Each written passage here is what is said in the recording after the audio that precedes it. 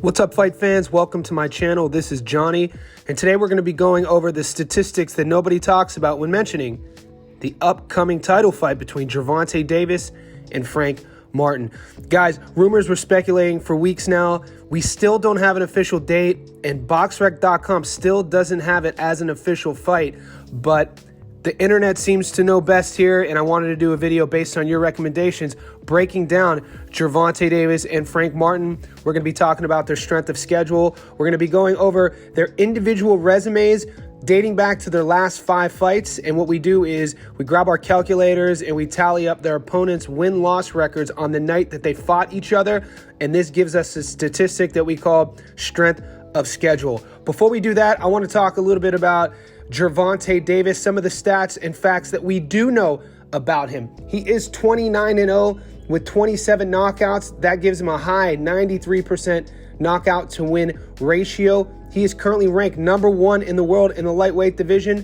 Gervonta is 29 years old, standing at 5'5" with a 67-inch reach.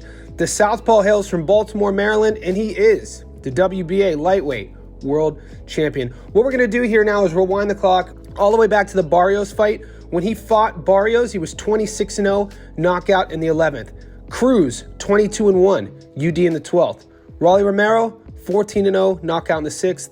Hector Garcia, 16-0, knockout in the 9th. Ryan Garcia, 23-0, knockout in the 7th.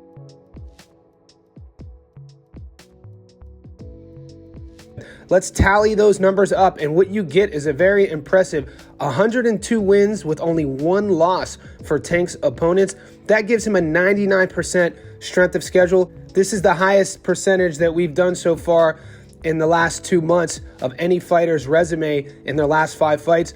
It tells you a few things about Tank Davis and his opponents. At this stage of the game, him sitting at the mountaintop in his division, he's going to get tough fights after tough fights, and we'd like to see him more active, like all of our favorite fighters. We don't see him enough. Hopefully BoxRec will grant us our wish and this gets done with a signed deal, because I know I'm not the only one that wants to see Gervonta much more active over the next few years. Let's turn the page and look at Frank Martin. Some facts we do know about Frank: he's 18-0 with 12 knockouts, giving him a 67% knockout to win ratio. He's currently ranked number 4 in the world lightweight rankings. He's also 29 years old. He stands at 5'8" with a 68-inch reach, and the southpaw hails from Detroit, Michigan, and his adoring fans call him the Ghost. We will rewind his resume back 5 fights ago when he fought Kilcheski. He was 30-5, UD in the 10th.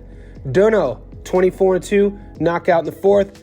Marinez, 19-2, knockout in the 10th. Rivera, 24-0, UD in the 12th. Harutyan, 12-0, UD in the 12th. Grab our calculators out, and that gives Frank Martin a total of 109 wins versus 9 losses. His opponent's win-loss strength of schedule is 92%. So when you compare the fighters based off their strength of schedule, 99% versus 92%. Look, guys, we know as you keep winning in the sport of boxing, you're going to be facing more and more stiff competition.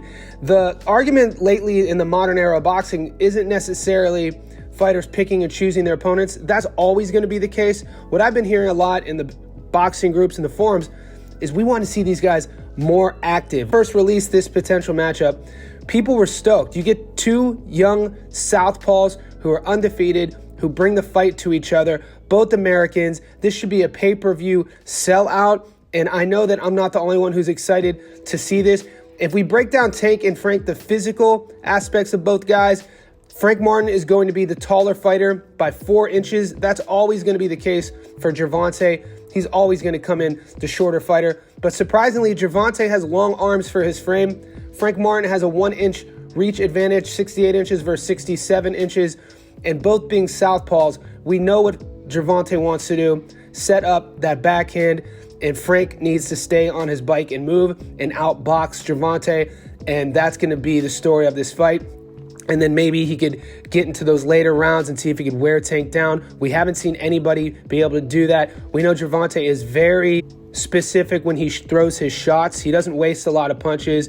A knock on Gervonta for some people would say he doesn't punch a lot, but that could also be a strength because he's a very accurate boxer. Like I said, he doesn't waste many shots, and when he lands, the fans and the fighter knows that that punch meant a lot.